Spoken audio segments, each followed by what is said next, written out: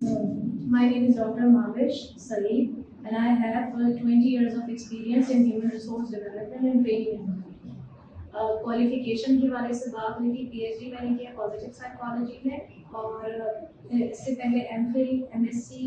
Department of psychology Karachi university, और CBM की मैं विजिटिंग फैकल्टी भी हूँ। अच्छा, जिन ऑर्गेनाइजेशंस में मैंने एज ए कंसल्टेंट या एज ए ट्रेनर फैकल्टी काम किया है, I started my career with Siddharth Leather Foods, then AC Nielsen, उसके बाद DHL Express, फिर Jio Television Network, उसके बाद NGI Live, and right now I am with NDP, National Bank of Pakistan, और मेरा जो रोल है वहाँ पे डिजिटल एक्सपीरियंस, कस्टमर एक्सपीरियंस, आप लोग भी मेरी अवेयर हो जिससे, क्योंकि हर तरफ आपको डिजिटल है, तो उसमें भी ये जो टॉपिक आप लोगों का यहाँ चूज किया गया, यही मेन इशू है कि जब डिजिटल ट्रांसफॉर्मेशन होती है तो एक मैनुअल माइंडसेट है, उससे आप सारा ऑनलाइन डैशबोर्ड पोर्टल्स और एक डिफरेंट सिस्टमैटिक एनवायरनमेंट में जा रहे होते हैं, तो बहुत रेजिस्टेंस होती है लोगों की, इंटरनल भी और एक्सटर्नल भी, तो उसको कोप करना और उसके साथ डिलीवर करना, उन चैलेंजेस के साथ और नई चीज़ों को लर्न करना, ये भी बड़ा चैलेंजिंग हो जाता है। तो मुझे ये वाले असाइनमेंट्स इस वक्त मिले हैं, और इस 20 साल के अरसे में मेरे ख्याल से अल्हम्दुलिल्लाह 6,500 से 7,000 लोग होंगे डिफरेंट कंपनीज में, वैसे भी और नेशनल बैंक में, जिनको मैंने डिफरेंट सॉफ्ट स्किल्स और बिहेवियरल स्किल्स के टॉपिक पे या टाइटल्स पे या कहने ट्रेनिंग सेशंस में ट्रेन किया। इसमें management trainees, interns, managerial level executives और आरएम, ठीक है, तो ये हो गया। अच्छा जनाब, आपके यहाँ से टॉपिक डिसाइड हुआ है emotions, understanding and control. Briefly जैसे मैंने डिस्कस किया है कि this is the key to gain personal excellence as well as professional excellence. तो इसमें ये कोई ये नहीं है कि जबर या सबर के आप करें या ना करें, मैंने पहले इसको वाजे किया कि ये आपकी जो सेल्फ इम्प्रूवमेंट है और आपकी जो मोटिवेशन का लेवल है उसको बढ़ाने के लिए बड़ी ज़बरदस्त एक कहने टेक्निक है, और अवेयरनेस से आप लर्न करेंगे कि कहाँ लाइफ में अपने आप को आपने प्लेस करना। आप इस वक्त किस इमोशन में, कोई आइडिया है इस वक्त क्या महसूस कर रहे हैं? अच्छा, ये बिल्कुल ही एक ऑनेस्ट फीडबैक है, क्योंकि अभी हमने बात की कि इमोशंस का बड़ा गहरा ताल्लुक है कि पर्सन, प्लेस एंड सिचुएशन कैसे इन्फ्लुएंस करती है। As a person I am human with you guys, मैं यहाँ पे हूँ, सिचुएशन डिफरेंट है, रोजाना जो आपकी होती है रूटीन, वो एनवायरनमेंट इस वक्त नहीं है, और सिचुएशनल पॉइंट ऑफ व्यू से भी। तो आपके जहन में इस वक्त क्या है जी? सैलरी क्यों आ रहा है, इनको बोल देते हैं जी, अपनी अपनी अपनी जो आपके जहन में, बी ऑनेस्ट टू योरसेल्फ। ये यहाँ पे I am not a very critical and judgmental person, I am here to facilitate you. तो मुझे ये होगा कि मैं करके एंजॉय करूंगी अगर आप बड़े ऑनेस्ट आ रहे जी। ठीक है जी। इमोशन हमारी जिंदगी के हर फैक्टर में इन्वॉल्व है, इनको वो तो मिलता है कि हमारी लाइफ। अभी आप क्या देख रहे हैं तो ये है कि कुछ बेहतर और अच्छा सीखने को मिलेगा, और शायद इसकी वजह से जो है आगे चल के हम अपनी पर्सनल लाइफ में भी और प्रोफेशनल लाइफ में भी जो हम प्रेशर गेन करते हैं उसको रिलीज कर सकें, और स्ट्रेस किस तरह से दूर कर सकें पर्सनल लाइफ में भी और प्रोफेशनल लाइफ में, तो शायद हम अपने गोल और ज़्यादा बेहतर तरीके से अचीव कर सकें। ठीक है, गुड जी आपकी। यानी अच्छा, मैं खुद भी ज़रा जॉब डाउन करते जाती हूँ और मुझे आपके साथ अपनी मेमोरी शेयर करनी है। गोल सेटिंग, ये उन्होंने कहा स्ट्रेस मैनेजमेंट, ठीक है, और यहाँ कोई इस तरह बोर्ड वाइट बोर्ड होता तो मैं आप में से किसी को कहती कि इसकी लेते हैं, ताकि एक एक जो कह रहे हैं ना यहाँ पे सब अचीव हो, और जब at the end of session हो तो आप कहेंगे कोई जो सवाल या कोई चीज़ है वो अधूरी नहीं रहती, हम नोट्स बना, ठीक है। बहरहाल तो ये कई नोट डाउन किए उन्होंने कहा गोल सेटिंग है, स्ट्रेस मैनेजमेंट है, और इन्होंने कहा कि improvement in life through emotional management. वैसे ये सारी कवरेज है, मैं सिर्फ इसको दोबारा से रिकन्फर्म कर रही होती हूँ कि कुछ मेरे से भी मिसिंग ना हो। जी, आप में से कोई और कुछ कहेगा, कैसा अभी क्या महसूस कर रहे हैं और क्या है आपकी एक्सपेक्टेशन है, क्या है जहन?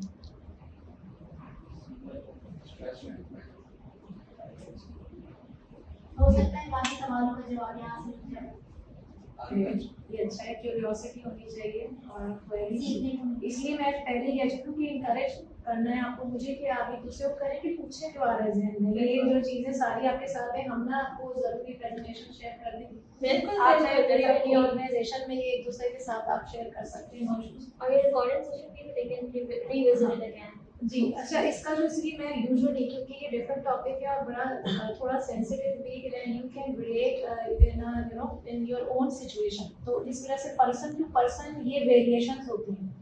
सबके इमोशंस एक नहीं है, क्योंकि जिस तरह मेरा आपका थंब इंप्रेशन नहीं मिलता उसी तरह से इमोशनल मैकेनिज्म सेम है। सबसे पहली बात तो ये बात है, तो इसी वजह से देयर इज इंडिविजुअल डिफरेंसेस और देयर आर डिफरेंसेस, और हमें उन डिफरेंसेस को ही एक दूसरे के साथ अकोमोडेट करना होता है। तो इमोशंस की जब बात होती है तो देयर इज नो एक्सपेक्टेशंस। पहली चीज़ ये जो आप कह रहे हैं ना इम्प्रूवमेंट या इमोशंस को, हमारे यहाँ थोड़ा सा इंडिया और पाकिस्तान थोड़ी रिसर्चेस दी हुई हैं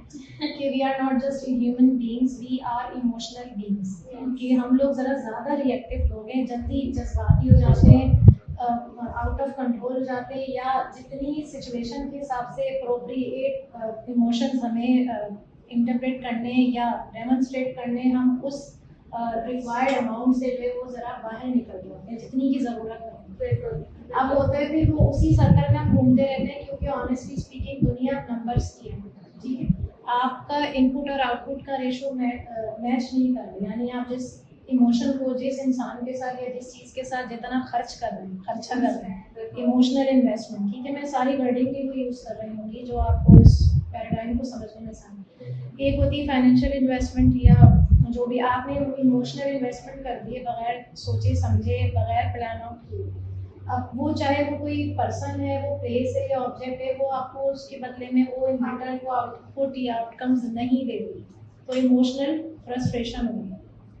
ठीक है। जब इमोशनल फ्रस्ट्रेशन होगी क्या होगा, नेगेटिव इमोशंस आएंगे, नेगेटिव इमोशंस आएंगे, you will be feeling bad about everything, आपका जो रूटीन का एक पेस है लाइफ में चलने का, ठीक है, वो आप उससे आउट हो जाएंगे, तो ऑटोमेटिकली क्या हुआ, आपकी अपनी जो कैलकुलेशन गलत है, या जो कुछ आपने अपने हिसाब से सोचा है फैंटेसी में, वो रियलिटी में नहीं, और उसमें आप ही की जिम्मेदारी है, क्योंकि आपने अपने इमोशंस का सही इस्तेमाल नहीं किया, आपकी अपनी की वजह से आपकी लाइफ में इशूज़ आ गए, कोई जिम्मेदार नहीं, ठीक है। आपने एक्सपेक्टेशंस रखी हैं, वो भी आप जिम्मेदार हैं, क्यों रखी हैं, दुनिया आपके लिए नहीं पैदा हुई है, सब अपने लिए है, तो ज़ाहिर है वो अपने हिसाब से चलेगा, जबकि सबका जो हमने बात की मैकेनिज्म डिफरेंट है, तो वो आपके साथ कंपैटिबल हो जाए, हर कोई ऐसा नहीं हो सकता। इनफैक्ट जो ट्विन्स होते हैं आइडेंटिकल, या वैसे देखते हैं घर में एक ही फैमिली में सिबलिंग्स होते हैं, शक्लें मिलती होती हैं लेकिन हाँ मिलती, क्यों, वाई, क्यों, because of this emotional mechanism, ये जिसे हम कहते हैं 3 चीज़ों पे चलता है। सबसे पहली चीज़, आप अभी मैंने आपसे पूछा आपके घर में थॉट, ठीक है, सोच क्या रहे हैं, पहली चीज़ है आप सोच क्या रहे हैं, उसके बाद सेकंड जो एक ट्रायंगल होता है, सेकंड है फीलिंग, आपको फील होना शुरू होता है, जितनी आपकी इंटेंस सोच होगी ना, जब भी अक्सर बुजुर्ग कहते थे ना ज़्यादा सोचो नहीं, सोचा मत करो, इतनी गहराई में नहीं जाना, बात सही कि अटेंडेंस आप किसी रिसर्च वर्क में नहीं है, या कोई ऐसा आप साइंटिस्ट नहीं है, या कोई ऐसी तहकीक नहीं कर रहे हैं जिसके कोई ऐसे आउटकम आए, तो इतनी गहराई में हर चीज़ की जाना, वो भी आपके जो है ना इमोशंस को जनरेट करते हैं, और आपको फिर उससे भी इशूज़ होते हैं, काम था कि वो गहराई में जाने की ज़रूरत नहीं है, ठीक है, यानी आपने दरिया के किनारे बैठ के एंजॉय करना है, आप उसमें काम में गोता लगा के रहेंगे अंदर जाके डाइव करके, जबकि you are not expert of you know swimming, तो फिर क्या होगा, वो आपके लिए बर्डन ही बन रही है। तो आपकी सोच भी ऐसी है कि आपने वहाँ से पहला कंट्रोल जो होता है, हम बात करेंगे भी अंडरस्टैंडिंग का, पहली चीज़ आपकी सोच है, वहीं से अगर आप फिल्टर आउट करना शुरू हो जाए कि क्या जो मैं सोच रहा हूँ वो इस वक्त सिचुएशन के अकॉर्डिंगली सही है या नहीं, जो मेरी अपनी करेक्शंस हैं वो मेरे अंदर से हैं, नहीं है, आप उस थॉट को रिजेक्ट करें, तो आपके अंदर फीलिंग भी जनरेट नहीं होगी, और जब फीलिंग जनरेट नहीं होगी तो तीसरा जो सिरा है वो इमोशंस का, यानी फर्स्ट वन थॉट्स, फिर फीलिंग्स हैं, फिर इमोशंस हैं, तो इमोशंस नहीं आएंगे। कुछ क्लियर हुआ? ये बड़ा नेचुरल मैकेनिज्म है, आप देखेंगे यही होता है, यही जो टेंडेंसी हमारी इंटेंसिटी वो आउट होती है। पहला जो इशू है वो आता है थॉट्स से, और थॉट्स कहाँ से आती हैं, ये आज तक अभी दुनिया इतनी तरक्की कर गई है, इसका कोई सिरा दरियाफ्त नहीं है। ठीक है, ये सारा फिर वो ये परसेप्शन है इंसान की, उसके अंदर के मैकेनिज्म है। हर इंसान जो सोच रहा है वो एक सी बात नहीं सोच रहा है, और उसमें वो कितनी डिग्रीज में जाता है, कितनी गहराई पे, कितना वो इंटेंस है, कितना वो सेंसिटिव है, वो भी कोई नहीं जानता। इसी वजह से जो ह्यूमन बीइंग्स हैं, दे आर ऑलवेज अनप्रिडिक्टेबल। आप किसी, जब भी मैंने आपको पहली चीज़ कही कि एक्सपेक्टेशंस रखना बहुत बेकार चीज़ है किसी भी चीज़ से, खासतौर से इंसानों से, क्योंकि एक चीज़ जिसको खुद अपने बारे में कंट्रोल या उसको होल्ड करना उसके अपने बस में नहीं है। आप उससे कैसे एक्सपेक्टेशंस रख सकते हैं या आप कैसे सोच सकते हैं कि उन चीज़ों को कंट्रोल किया जाए। There are always extraneous factors, यानी जो बैरूनी अवामिल वो असरअंदाज हुई। तो इस तरह से देखा जाए कोई भी इंसान या कोई भी चीज़ कसूरवार भी नहीं है, और क्या है कि वो अपना रोल भी प्ले कर रही है इस सारे मैकेनिज्म्स के। अच्छा, होता ही है कि उन मुल्कों में या उन जगहों पे जहाँ पे नॉन सिस्टमेटिक एनवायरनमेंट है, हम ऑर्गेनाइजेशनल पर्सपेक्टिव में बात कर रहे हैं, तो वहाँ पे ये ज़्यादा होता है कि इमोशनल इश्यूज ज़्यादा होते हैं लोगों के साथ। जैसे हम देख रहे हैं ना, ओवरऑल हम अपने मुल्क को देखते हैं, हम आसपास देखते हैं, लोगों को देखते हैं, तो आपने जो बात की, मैं खुद देख रही हूँ कि पिछले स्पेशली 20 साल से अगर मैं करियर में हूँ, तो जो पिछले 5 से 6 साल है क्रिटिकली, अगर थोड़ा सा मैं देखूँ, otherwise I am not a critical person, लेकिन फील्ड है, तो एक बड़ा डिक्लाइन है। वो लोग जो बहुत पॉजिटिव होते थे वो दे आर लेस पॉजिटिव, और जो बिल्कुल आखिरी दर्जे पे थे वो नेगेटिव हो गए। और ज़्यादातर लोगों में, जैसे आपने कहा, स्ट्रेस, एंजाइटी और डिप्रेशन, ठीक, जिस पे कोर्सेज करा रही होती हैं ऑर्गेनाइजेशन के, स्ट्रेस मैनेजमेंट, डिप्रेशन और एंजाइटी। लेकिन हमना ने बड़ा अच्छा किया कि ये टॉपिक रख दिया है, क्योंकि सारी जो जिसे कहते हैं फितना या साथ की जो रूट कॉज है वो ये है, जब आप अपने अंदर जगह दे देते हैं नेगेटिव इमोशंस को और आपके अंदर सेल्फ कंट्रोल नहीं है, जब भी आपके अंदर जो है उतनी ही प्रोपोर्शन में जगह बनती जाएगी कि आपके अंदर एंजाइटी भी आ जाए, डिप्रेशन भी आ जाए और स्ट्रेस भी आ जाए, यानी एक दरवाज़ा आप खुद खोल रहे हैं अपने लिए मसाइल का। ठीक है, तो इस चीज़ को आपने समझना है। यानी अब पहली चीज़ जो अभी हमने ये छोटी सी डिस्कशन की है, ABC को याद रखें कि अवेयरनेस आपने अपनी बढ़ानी है इस सेशन में, और मेरी तो पूरी कोशिश है। बिहेवियरल मॉडिफिकेशंस आपने क्या करनी है, और C से कंट्रोल। तो ये एंड में आपने अपनी एक strategy for the coming year आपने अपनी ज़रूर बनानी है। अभी तो खुद को थोड़ा ब्रेक दे, सोचेंगे क्या चीज़ें कि मैं चेंज लाऊँ, और उसके बाद जो है मेरी लाइफ पहले से बेहतरीन हो जाए, हो जाए। तो वो आपका अपना एक एक्शन प्लान होगा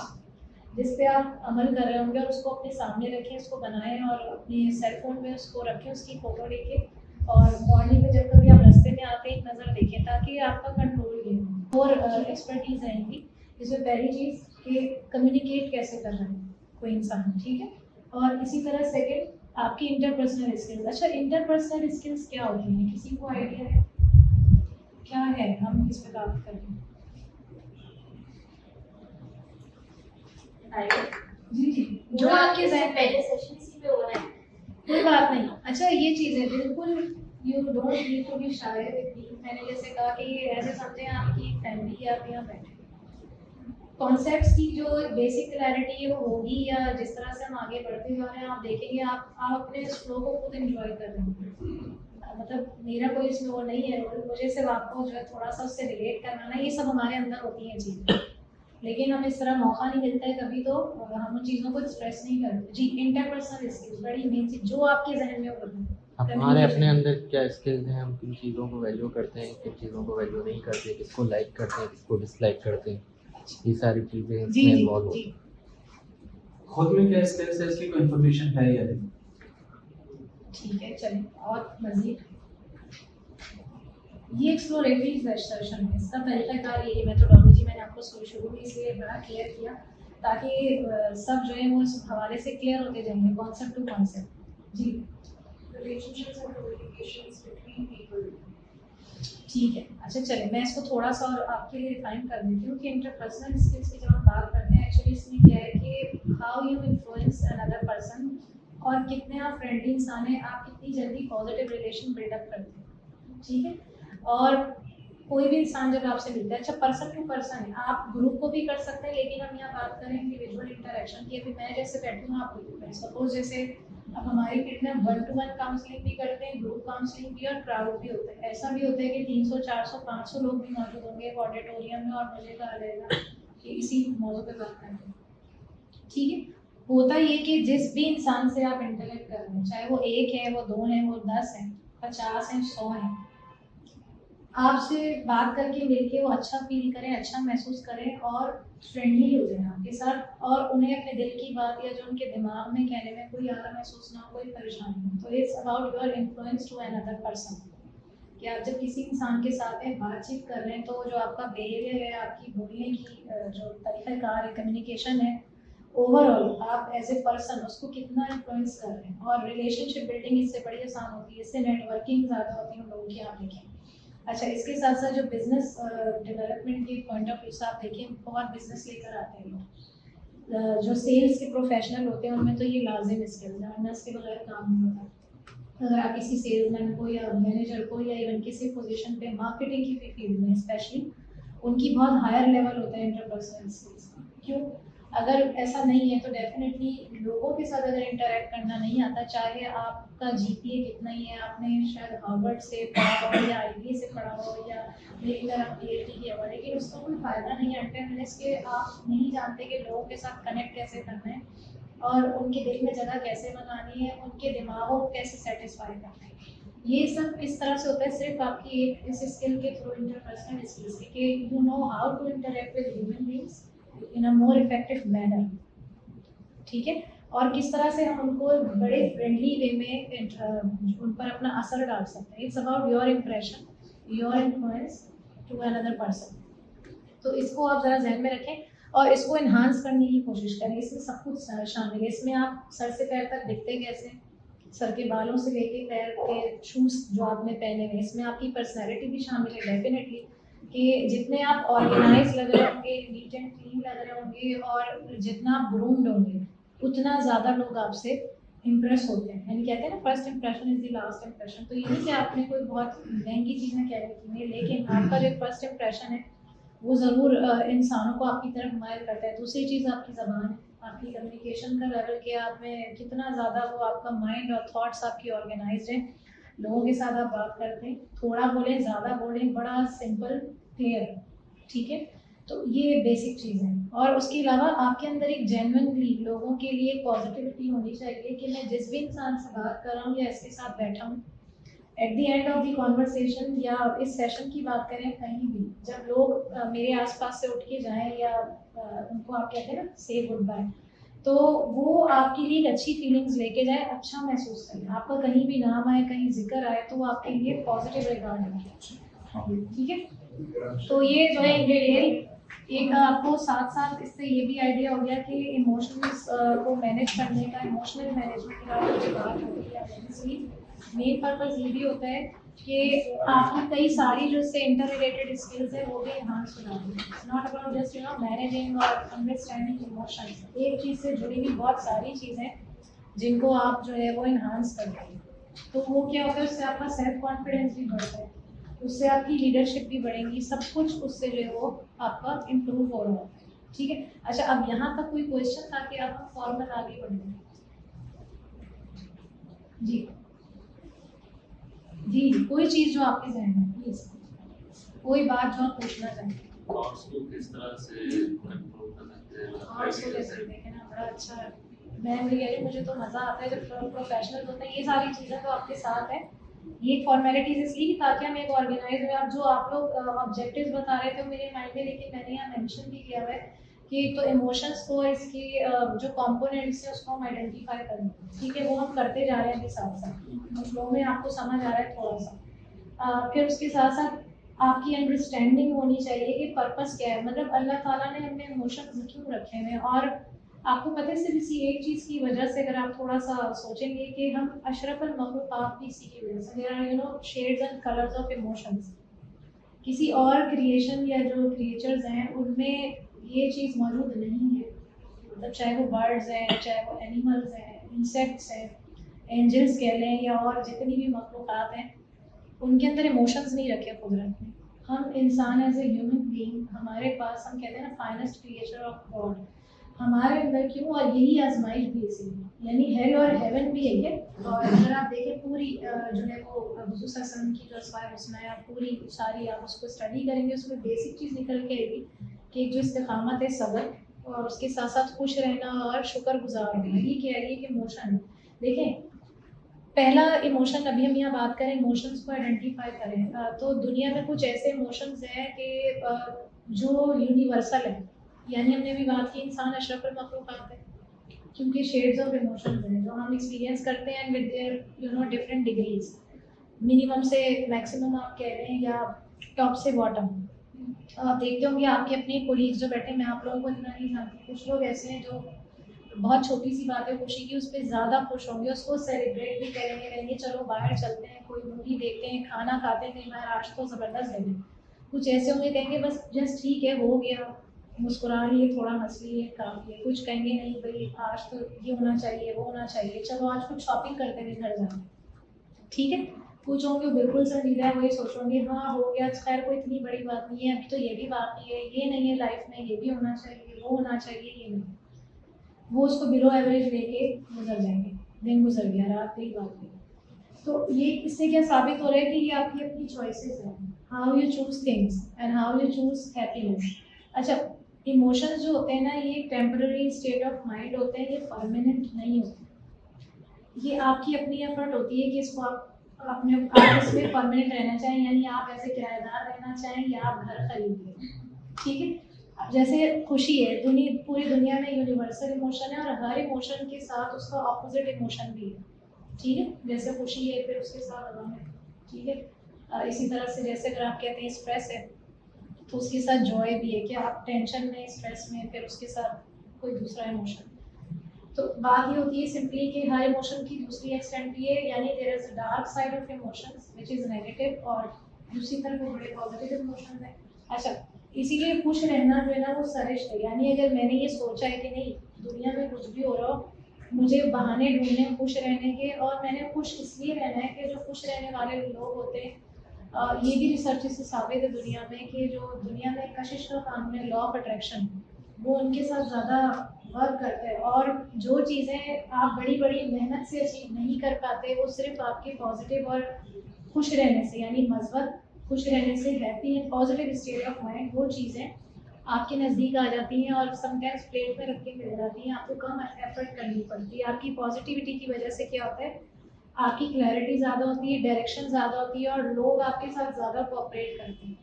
जिसको मैंने भी बड़ा आजमाया है कि अगर मुझे कोई टफ टारगेट्स हैं, तो एक टीम में लोग हैं जिनके मैंने गेस किया या मैंने उसको प्लान आउट किया कि इन लोगों के साथ मैं काम करूँगी तो ये काम जल्दी हो जाएगा, 6 महीनों के बजाय शायद 2 महीनों में। तो मैंने उन लोगों पर इमोशनल इन्वेस्टमेंट ज़्यादा की, उनको ज़्यादा अपॉर्चुनिटी, ज़्यादा खुश रखना, ज़्यादा उनको उनके अंदर से उनके बेस्ट इमोशंस निकाले। तो कैन यू बिलीव कि वो काम जो शायद 8 महीने में होता वो 3 महीने में हो गया। Success factor. तो मुझसे जब बॉसेस पूछते कि ये कैसे कर दिया, यही लोग तो हमारे साथ होते थे, तो काम ही नहीं करते थे। आपने क्या किया है कि they are working and they are more successful. हमारी तो सोच भी नहीं थी कि इनके अंदर भी। तो क्या साबित होता है इसका मतलब कि हर इंसान में खजाने मौजूद हैं, हर इंसान के अंदर जो कैपेसिटी है, लेकिन उस कैपेसिटी को पॉजिटिविटी के साथ जब आप यूटिलाइज करते हैं तो फिर चीज़ें जो है वो चेंज हो जाती हैं आपके साथ। लाइफ में, दुनिया में बहुत ज़्यादा कहते हैं बरकतें बढ़ती हैं, और उसके साथ साथ बार बार वही बात होती है कि आपके असरात बड़े पॉजिटिव होते हैं, पॉजिटिव इमोशंस में रहने की वजह से। तो आपकी जो सक्सेस का रेशो है या आपकी कामयाबी है वो बढ़ जाती है। ठीक है, ऐसे लोगों के साथ लोग भी ज़्यादा बैठना उठना काम करना, वही जो हमने बात की ना, खुश मिजाज लोगों के साथ। इसलिए खुश रहना ज़रूरी है, इसलिए नहीं है कि आपको उस पर जन्नत दोज़ख की हम बहुत आगे की बात सोचे, हालांकि उसके लिए भी क्लियर कर दें कि नाखुश या नाशुक्र लोग जन्नत में दाखिल नहीं होंगे। जन्नत की सरिश्त जो है हेवन की, वो यही है कि इंसान जो दुनिया में पॉजिटिव है, अपना कॉन्ट्रीब्यूशन दे रहे हैं, they are always happy and with sense of gratitude they are carrying things in normal routine। अच्छा है बुरा है जो भी हो रहा है ठीक है, सब गुजर रहा है, दैट्स फाइन। लेकिन खुश रहना इतना कुछ भी तो है जो बहुतों के पास नहीं है, जो इस वक्त मेरे और आपके पास है। बहुत से लोगों की ड्रीम लाइफ है कि शायद हम यहाँ तक पहुँचे, हमारे पास ये होता, शायद हम ऐसे बनते, हम यहाँ बैठे होते। ठीक है, करोड़ों लोगों का मुल्क है पाकिस्तान, हर कोई आपकी जगह पे नहीं बैठा। तो ये सेंस ऑफ ग्रेटिट्यूड है जिससे आपकी सोर्स ऑफ मोटिवेशन और हैप्पीनेस क्रिएट होती है। ठीक है, अच्छा अब बात ये हो रही थी कि इसको हमने समझना है कि भाई आइडेंटिफाई करना है इसके कंपोनेंट्स के साथ, पर्पस क्या है वो अभी थोड़ा सा वाज़ेह हुआ है। कि इंसानों में क्यों रखे गए हैं, ताकि इमोशंस हमारे अंदर, उनका मकसद ये है कि हम अपनी यूनिकनेस को डिफाइन करें, ठीक है, हम आइडेंटिफाई करें। जब तक हम आइडेंटिफाई नहीं करेंगे तो हम उसे डिफाइन नहीं कर सकते अपने आप को। फिर तो आप बस आपका जो नाम है और जो काम है और आप चीज़ें आप चलते जा रहे हैं, करते जा रहे हैं, लेकिन जो आपकी फुलफिलमेंट होती है सेल्फ, जिसमें कहते हैं ना कि आपके अंदर से खुशी आती है और एक रमक होती है लाइफ में आगे बढ़ने की, जिसे हम कहते हैं मोटिवेशनल ड्राइव, वो हो जाती है। क्यों? क्योंकि आप अपने ही इमोशंस को अंडरस्टैंड नहीं कर रहे होते और समटाइम्स डिस्करेज कर रहे होते हैं, या गलत जगह पे जो आपके इमोशंस हैं आप जब डिस्प्ले करते हैं इन रॉन्ग प्रोपोर्शन, तो क्या होता है, इस वजह से आप डिसहार्ट हो रहे हैं, जबकि वहाँ उन चीज़ों की ज़रूरत नहीं होती, ठीक है। तो ये तो है पर्पस ऑफ इमोशन, कि ये जो इन्वेस्टमेंट है बहुत ज़रूरी है, वरना आपको जो कुछ लाइफ में हासिल करना है उसका मज़ा नहीं ले सकते, ठीक है। बड़ी कलरलेस सी लाइफ हो जाएगी, फिर तो इंसानों की भी ज़रूरत नहीं है, ठीक है। यानी जी, ये कैसे पता चलेगा कि हम इमोशंस को कट आउट कर रहे हैं या इमोशंस को रोक रहे हैं या इमोशंस को ब्रेक करें किसी वजह से और उसको रिजेक्ट करें किसी अपनी पर्टिकुलर फेज में आने से? फॉर एग्जांपल, जैसे मैं कोई एक्टिविटी कर रहा हूँ, मैं किसी से मिल रहा हूँ या किसी मीटिंग में हूँ, किसी के साथ कोई कस्टमर है तो डील है, अब मुझे कैसे पता चलेगा कि मैं इसके साथ इमोशंस से डील करूँ या मुझे अपने फाइनेंशियली बेनिफिट के लिए मैं इसको डील करूँ? जैसे फॉर एग्जांपल अक्सर कहते हैं ना कि इमोशंस को एक साइड पे रखो और माइंड को यूज करो। इन अ सेंस अगर मैं कहता हूँ कि मैं इमोशंस को कट आउट कर रहा हूँ, कहीं मैं अपना लॉस तो नहीं कर रहा, और अगर मैं इमोशंस को बरकरार रखते हुए फाइनेंशियली अपना लॉस तो नहीं कर रहा। बिल्कुल बिल्कुल। अच्छा, ये इन्होंने बड़ा अच्छा क्वेश्चन पूछा है, इसमें हमने थोड़ी सी बात की थी शुरू में, अगर आप याद रखें, कि इमोशनल इन्वेस्टमेंट और फाइनेंशियल इन्वेस्टमेंट, जब हमने बात की कि there is a person, place and situation, तो ये तीनों चीज़ें हैं। देखें, दोनों एक्सटेंट हमारे अंदर हर वक्त काम कर रही हैं, लॉजिकल भी, इमोशनल भी। जैसे हमने बात की थी कि इंडिया पाकिस्तान में थोड़ा ज़्यादा है, या जो ये थर्ड वर्ल्ड कंट्रीज हैं कि इमोशंस हमारे अंदर ज़्यादा, हम इस पर फोकस करते हैं। एक्चुअली ऐसा नहीं कि हम इमोशनल हैं, we are usually more focused on emotions और समटाइम्स इन नेगेटिव इमोशंस, क्योंकि we don't know how to control it according to the demand of situation, ठीक है। अब जैसे अभी मैं आपके साथ हूँ यहाँ पर, या आप लोग मेरे साथ हैं, तो चूंकि टॉपिक ऐसा है तो इसमें तो आई एम मोर इनकरेजिंग कि आप जो है अपने उस इमोशनल एक्सटेंट पे जहाँ जो कुछ आपके अंदर आया ओपनली आप उस इमोशंस को एक्सप्लोर करें, समझें, उस पर हम बात करें।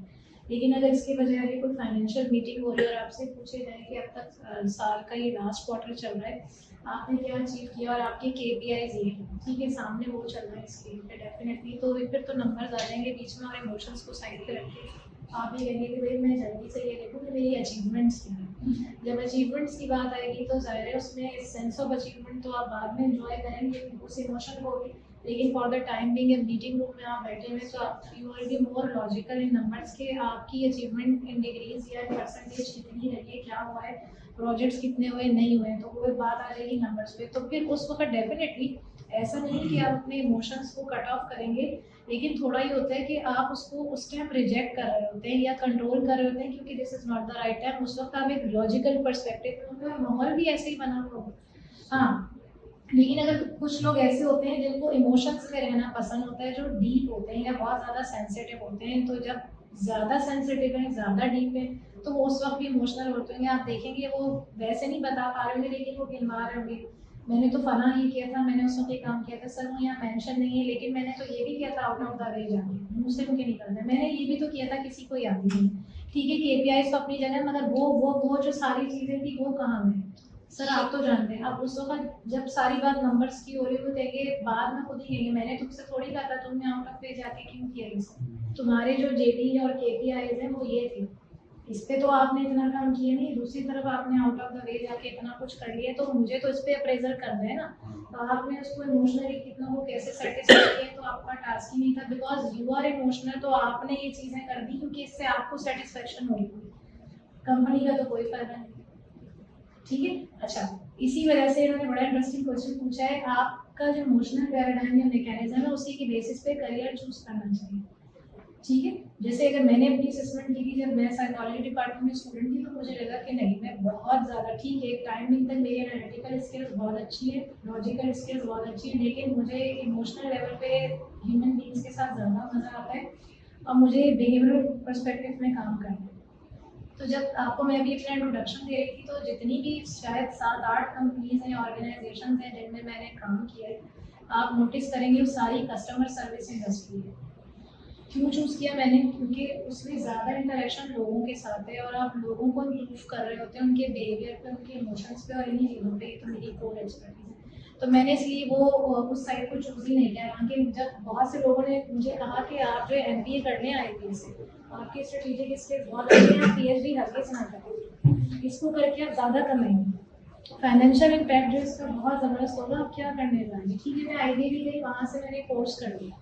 उसका इम्पैक्ट आया, मुझे लगा बाकी अगर कमाना है बहुत अच्छी तरह तो मुझे MBA करना चाहिए। लेकिन फिर मैंने एट द सेम टाइम सोचा, वो जो आप कह रहे हैं कि पर्सनल और इमोशनल फुलफिलमेंट नहीं होगा। सेटिस्फेक्शन हाँ ठीक है, मैं कोई जो है ना वो हो सकता है कल को इतना कमा लूँ, मैं किसी मर्सिडीज में घूम रही हूँ, ऑडी चढ़ा रही हूँ या करोड़ों की कोठी हो और नौकर चाकर लगे हो, ठीक है जी वो हो गया, लेकिन पर्सनल फुलफिलमेंट नहीं आ रही। क्योंकि मुझे लगा कि मेरी जो काइंड ऑफ पर्सन मैं एक इंसान हूँ, मुझे मज़ा आता है कि आप लोगों के साथ कंट्रीब्यूट करें, पुश करें, rather than just increasing business figures and movement. Indirectly तो वो भी हो रहा है, खैर वो इस इंडस्ट्री में भी अगर आप कस्टमर सर्विस को इम्प्रूव कर रहे हैं या लोगों का बिहेवियर इम्प्रूव कर रहे हैं तो उसका भी इम्पैक्ट है, लेकिन इनडायरेक्ट इम्पैक्ट है ऑर्गेनाइजेशन पे, डायरेक्ट इम्पैक्ट नहीं है। ठीक है, तो ये जो फिर आपने कहा ये एक थोड़ा सा आपका कहना चाहिए करियर की जो कंपैटिबिलिटी है, ये वाले भी इशूज होते हैं, तो इसको सॉर्ट आउट करना चाहिए। अच्छा, अब मसला ये है जब हम पाकिस्तान में और यहाँ पे वैसे ही जॉब अपॉर्चुनिटीज इतनी ज़्यादा नहीं होती, time to time day by day इसमें मार्केट सैचुरेशन आ रही है और मसाइल, तब चाहे वो स्टूडेंट्स हो चाहे वो प्रोफेशनल हो, आपके हाथ में इस वक्त जो भी है, जैसे मैंने इसलिए आपको पहली बात कही थी बिहेवियर मॉडिफिकेशन, चीज़ें आपके लिए तो नहीं बदलेंगी और लिमिटेड चॉइसेस है, तो आपको उसके साथ अलाइन होना पड़ेगा, कंपेटेबल होना पड़ेगा। ठीक है, तो हर जगह ये जो कॉम्प्रोमाइज और कंपेटेबिलिटी है या कंट्रोल, ये हमें बिल्डअप करेंगे, क्योंकि पाकिस्तान में बहुत सी जगहों पे आप ये इशूज फेस कर रहे होंगे कि नॉन सिस्टमेटिक एनवायरनमेंट है, और माजरत के साथ एक और चीज़ भी, वो ऑनेस्ट नहीं है, वो जैसे नज़र आते हैं वो होते नहीं है, जो उनकी दिमाग और दिल में होता है वो कहते नहीं हैं। और बड़ी आपने अच्छा ये क्वेश्चन, इससे और आप लोगों की थोड़ी अवेयरनेस ये भी होगी कि हमारे लिए बहुत ज़्यादा है कि लोग अपनी रियल सेल्फ जो है इन रियल इमोशनल पैराडाइम वो नहीं डिस्क्राइब करते या एक्सप्रेस करते, क्योंकि उनको ये डर होता है कि हमारी जो इमोशनल एक्सेप्टेंस है वो नहीं होगी। ये एक नया टॉपिक भी आ गया, ठीक है। तो ये जो बात हो रही है कि पर्पस ऑफ इमोशन तो इसलिए होता है कि हमारी सेल्फ अवेयरनेस को हमारी एक्सेप्टेंस हो, लेकिन एट द सेम टाइम ये होता है कि आपने तो इमोशनल अवेयरनेस ले रही है, आप तो अपने आप को एक्सेप्ट कर रहे हैं द वे यू आर, लेकिन आपको दुनिया या आपकी सराउंडिंग, आपकी फैमिली या आपके साथ जो लोग हैं वो एक्सेप्ट नहीं कर रहे हैं। तो इसलिए लोग क्या करते हैं, इमोशनली वाइट, मैंने आपको पहली जो इसमें वो लगाई हुई है एक फोटो यहाँ पे लगी, वो क्यों लगाई? क्योंकि यूजुअली ये होता है कि लोग जो है वो अपने एक्सप्रेशंस और एक्सप्रेशंस को हाइड करते हैं, रियल में जो है वो खुलकर सामने नहीं आते। तो ये भी बहुत बड़ा डिलेमा है, क्योंकि उनको लगता है कि हमें कोई इंकरेज नहीं करेगा जैसे हमें, या शायद हम पसंद नहीं आएंगे लोगों को जैसे हम हैं, तो हमें वो बन के आना चाहिए जो लोगों के लिए फेवरेबल, यानी जिसे हम अपनी ज़बान में कहते हैं कि एक सोशल सेल्फ है। मैं आपको वो दिखाऊं जिसमें मैं आपसे ज़्यादा वोट करके करूँ, आपकी यानी फेवरेटिज्म ले लूँ, जबकि मैं ऐसी हूँ नहीं। जब आप अलग से कहीं कभी मुलाकात करेंगे इंडिविजुअल बेसिस पे या फ्रेंडली रिलेशन में कोई आएगा, उसको लगेगा ये तो बिल्कुल कोई दूसरे इंसान है, ये तो वैसे नहीं है जैसे हमने उनको वहाँ देखा था या बातचीत हुई थी, तो अब वो इंसान भी इमोशनली कंफ्यूज हो जाएगा। तो माशाल्लाह से हम लोग क्या करें, सारे लोग ज़्यादातर करते हैं कि जो हमारी एक्चुअल, हमारी रियल सेल्फ, उस पर हम फोकस करके उस अवेयरनेस के साथ काम नहीं कर रहे, बल्कि जो सोसाइटी की डिमांड है या जो लोग जिस पे फेवरेटिज्म रखते हैं हम वो बन के सामने आ जाते हैं, तो वो तो ऑटोमेटिकली खुद ही हम अपनी रिजेक्शन आप कर रहे हैं। ठीक है, यानी मेरे और आपके अंदर हर एक में किसी न किसी में कोई डोमिनेंट इमोशन है, उसको भी आपने पकड़ना है। फॉर एग्जाम्पल सपोज बहुत से लोग ऐसे होते हैं जिनके अंदर काइंडनेस या मरम्मत, हमदर्दी बहुत ज़्यादा है, ठीक है, ठीक है, अब उसको चाहिए आप देखिए वही लोग आउटशाइन करते हैं, आउटशाइन आप देखिए अब्दुल सत्तार ईदी है, ठीक है, सही वक्त पे या ऐसे हजारों लोग हैं, डॉक्टर अजीम रिजवी है, ऐसी सोसाइटी में, ऐसी मुल्क में, इन्हीं सिनेरियोज में आते हैं, लेकिन लोग आइडेंटिफाई, जब यही इमोशनल अवेयरनेस है कि खुद को आइडेंटिफाई कर लिया, नहीं बेशक सब कुछ मिले कहीं किसी और काम में, लेकिन जो मेरी पर्सनल सेटिस्फेक्शन है या मेरी जो हैप्पीनेस है, मेरी खुशी, सेटिस्फेक्शन पे आऊँगी, मैं हैप्पीनेस की मैं बात नहीं कर रही, क्योंकि वो तो एक टेम्पररी स्टेट है जो मेंटेन कभी है कभी नहीं है। आप बाकायदा देखेंगे इसकी हैप्पीनेस की एक साइंस है कि, या सैड जो होने की, कि हमारे दिमाग में न्यूरोट्रांसमीटर्स होते हैं जो कि ब्रेन का मैकेनिज्म है, तो वो जनरेट होते हैं पर्टिकुलर टाइप की। तो जब हम बहुत खुश होते हैं तो वो एक बर्स्ट होता है हमारे माइंड में, या when we are falling in love with someone, किसी इंसान के साथ साथ होते हैं, वो इमोशंस पे कॉन्सेंट्रेट कर ही नहीं हो रहे, तो उसकी जगह फिर ये चीज़ें लगती हैं। ठीक है, तो बात सिंपली ये आ रही है कि आपने ना रिजेक्शन तो करनी ही नहीं है, आपने चूज करना है। मिसाल के तौर पर इस वक्त आप में से जो भी यहाँ बैठे हैं उसको अपने आप से थोड़ा सा कनेक्ट करें कि मेरे अंदर क्या चल रहा है। कई तरह की थॉट्स आती हैं, आपके अंदर आ रही हैं, आप ना थॉट्स को जो अननेसेसरी है सो इस हिसाब से उनको प्रोसेस नहीं होने देना, क्योंकि अगर आप उस पर यहाँ बैठे बैठे सोचना शुरू हो गए तो आप अपने टॉपिक या जो अपने मीडियम से बढ़ गए। अब वो जो थॉट्स जो इस वक्त के हिसाब से फिल्टर कर देनी चाहिए थी, सेंसर कर देनी चाहिए थी, वो आपके माइंड में, तो ज़ाहिर है आप इस वक्त की जो रिक्वायरमेंट है उससे आउट ऑफ द वे कुछ और फोकस करें, तो आपके अंदर जो इमोशंस जनरेट हो रहे हैं वो आपकी उस सोच के हिसाब से जो कि इस वक्त इस सिचुएशन की रिक्वायरमेंट है। तो आपने इमोशंस को डिस्करेज नहीं करना, थॉट्स को जो है फिल्टर करना है। सारे पॉजिटिव वर्ड्स में से यूज़ करें, इसको समझें। आपने चूज़ करना है कि अच्छा मैं 10 चीज़ों पे सोच रहा हूँ या मेरे जहन में आ रही हैं, ठीक है, थॉट्स को समझें अपने जो जा रहे चल रहे होते हैं हमारे जहन में। अब उसमें से इस वक्त जो प्रायोरिटी सेटिंग है वो क्या है, मुझे इस वक्त किस चीज़ पे फोकस करना है।